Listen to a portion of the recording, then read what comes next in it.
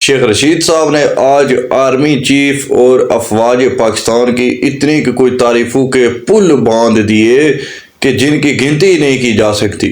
शेख साहब ने कहा जी हमारे सिपा सालार हमारे हीरो हैं, जनरल नदीम अंजम हमारे हीरो हैं। कुछ दिन पहले तक शेख साहब न्यूज़ प्रोग्राम्स में भी बैठकर इस बात का इजहार कर रहे थे। जब उन्होंने अपना लेटेस्ट इंटरव्यू दिया मुनीफ फारूक साहब को, तो उसमें शेख साहब ने कहा जी कि मैं चिल्ले पर गया हुआ था और चिल्ले से वापस आया हूँ, और इशारों कनायों में बड़ी कोई अपनी तरफ से बात खोल कर बता दीजिए कि मुझको फौज ने उठाया हुआ था और अब मैं बाइस मजबूरी ये इंटरव्यू दे रहा हूँ। शेख साहब का कहना यह था कि मैंने अब ये एक जहाज शुरू कर दिया है कि मैं 9 मई में जितने भी लोग मुलव्वस हैं उन सबको छुड़वाऊंगा।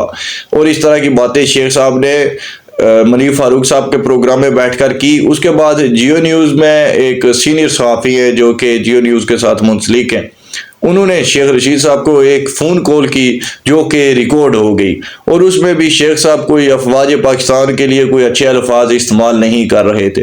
बहरहाल वो कॉल रिकॉर्ड हुई और उसके बाद शेख साहब को डर पड़ गया कि अब फिर से कहीं उनको चिल्ले पर ना जाना पड़ जाए, तो शेख साहब दिल की बीमारी के बायस हॉस्पिटल में मुंतकिल हो गए। क्योंकि ये दिल का मर्ज ऐसा होता है कि ये आपके कोई भी जो मामूली आप रिपोर्ट्स करवा लें उनसे इस बात का कोई फैसला नहीं किया जा सकता कि बंदे के दिल में वाकई दर्द इसको महसूस हो रहा है या नहीं हो रहा। तो शेख साहब ने बड़ा ही रास्ता ये अख्तियार किया और वो हॉस्पिटल में मुंतकिल हो गए।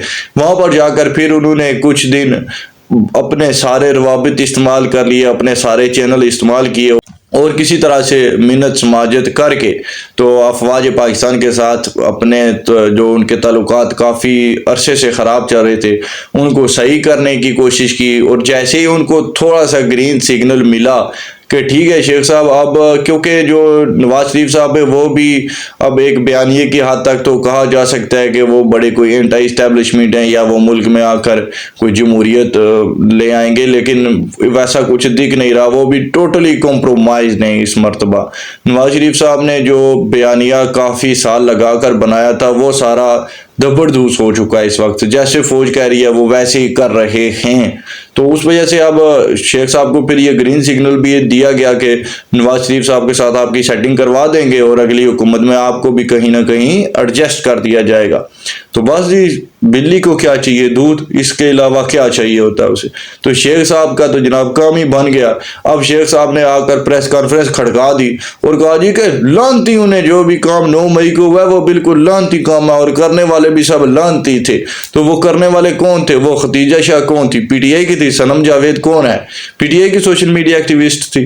तो जो भी लोग अब 9 मई के वाकयात में जो जेलों में पड़े हुए हैं, 2 दिन पहले तक शेख साहब उनके लिए जनाब आलम जहाद जो है वो बुलंद किए हुए थे और उन्होंने सजाएं उनकी माफ़ करवानी थी। और अब जैसे ही वहाँ से सिग्नल मिला कि ठीक है शेख साहब आपको कहीं ना कहीं एडजस्ट कर दिया जाएगा, तो अब वो सारा कुछ गया बाढ़ में और वो तमाम लोग हो गए लानती। ये है पाकिस्तान की पूरी सियासत। इस मुल्क में कोई भी सियासी जमात हो उसका जो असल चेहरा है वो यही है, एक शेख साहब की बात नहीं है। नून लीग को इक़्तिदार से निकाला जब इस्टेब्लिशमेंट ने, तो नून लीग बड़ी कोई इनकलाबी हो गई थी। फिर जेल जाना पड़ गया तो नवाज शरीफ साहब के प्लेटलेट्स का मसला आ गया था, बाहर भेज दिया गया। तब भी कॉम्प्रोमाइज्ड पॉलिटिक्स की उन्होंने, 4 साल आराम से बैठे। उसके बाद हुकूमत मिली तो जैसे फौज ने कहा वैसे ही सब करने लग गए। इमरान खान साहब जब तक हुकूमत में थे फौज की तारीफों के पुल बांध देते थे। मंसूर अली खान के प्रोग्राम में बैठकर इमरान खान साहब ने कहा था जी कि आईएसआई और आईबी का काम है मेरी कॉल्स रिकॉर्ड करना, इसमें तो मसला ही कोई नहीं। दुनिया भर के सियासतदानों की जो कॉल्स होती है वो उनकी उस मुल्क की जो भी इंटेलिजेंस है वो रिकॉर्ड करती है, उनके लिए ज़रूरी होता है। तो तब तो इमरान खान साहब वैसी बातें किया करते थे। जब बाजवा साहब ने लात मार के निकाल दिया इक़्तिदार से तो फिर ये भी इनकलाबी बन गया और न्यूट्रल जानवर हो गया।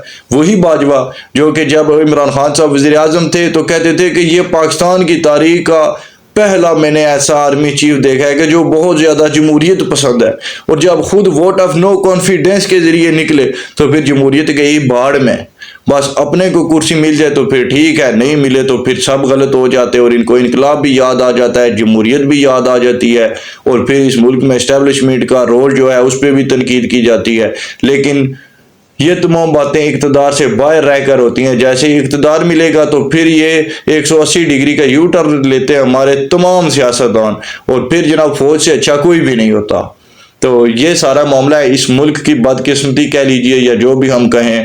حتیٰ کہ ذوالفقار علی بھٹو صاحب بھی اپنے دور میں جب مجیب الرحمان صاحب ڈیزرو کرتے تھے پرائم منسٹر بننا, لیکن انہوں نے جناب ان کو گالیاں دیتے تھے. تب بھٹو صاحب وہاں اس وقت کے آپ جلسے اگر اٹھا کر دیکھیں تو اسٹیبلشمنٹ کے ساتھ وہ بھی 1 پیج پر تھے, اور پھر جب ان کو اقتدار سے نکالا گیا تو وہ بھی مخالف ہو گئے. تو اس ملک کی بدقسمتی یہی ہے کہ یہاں پہ جتنی بھی سیاسی جماعتیں ان کی سیاست اتنی ہی کی ہے کہ بس جب تک اقتدار ملے تب تک ان کو جمہوریت بھی یاد رہتی ہے, اصولوں کی سیاست یاد ہوتی ہے. بالکل جناب, یہ جمہوری جماعتیں ہوتی ہیں, لیکن جیسے ہی ان کو اقتدار مل جائے تو یہ ہر چیز کے لیے کمپرومائز کرنے کے لیے تیار ہوتے ہیں. بس وزیر اعظم کی کرسی ملنی چاہیے, اور اس میں بھی طاقت تو کوئی نہیں. کچھ لوگ کہتے ہیں جی کہ طاقت کا نشہ ہوتا ہے تو اس لیے لوگ کمپرومائزڈ ہو جاتے ہیں, بس یہ مال بناتے ہیں اپنا. طاقت کون سی ہوتی ہے ان کے پاس؟ پاکستان کا وزیر اعظم کون سا اختیار رکھتا ہے؟ وہاں پر بیٹھ کر یہ پرائم منسٹر آفس میں ٹویٹر یوز کر رہے ہوتے ہیں, ٹویٹ کھڑکا رہے ہوتے ہیں. پاکستان کرکٹ میچ جیت گیا تو اس پہ ٹویٹ آ رہا ہوتا ہے ہمارے پرائم منسٹر کا. اتنی کوئی ان کی سیاست ہے ساری, اور اتنا ہی ان کا اختیار ہوتا ہے. باقی اندرونی اور بیرونی معاملات کا تو ان سے تو پوچھتا بھی کوئی نہیں. خارجہ پالیسی تو ہمیشہ آرمی ہینڈل کرتی ہے, چاہے وہ نواز شریف صاحب ہوں یا چاہے عمران خان صاحب ہوں یا چاہے بلاول بھٹو صاحب ہوں. ان کی تو کوئی اپنی پالیسیاں ہیں ہی کوئی نہیں.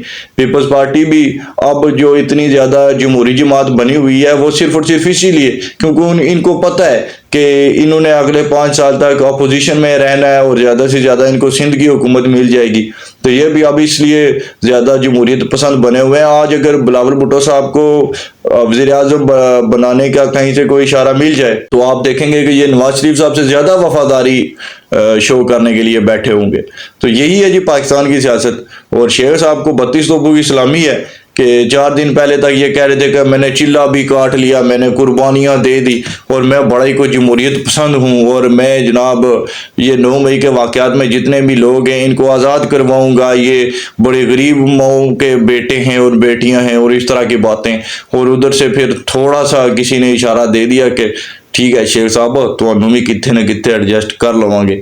تو بس ایک اشارے کے بعد ہی اب وہ تمام لوگ لانتی ہو چکے ہیں. تو یہی ہے جی ہماری سیاست, یہی ہے نظام, شروع سے یہی چلتا آیا ہے. کیا کہہ سکتا ہے اس پہ بندہ.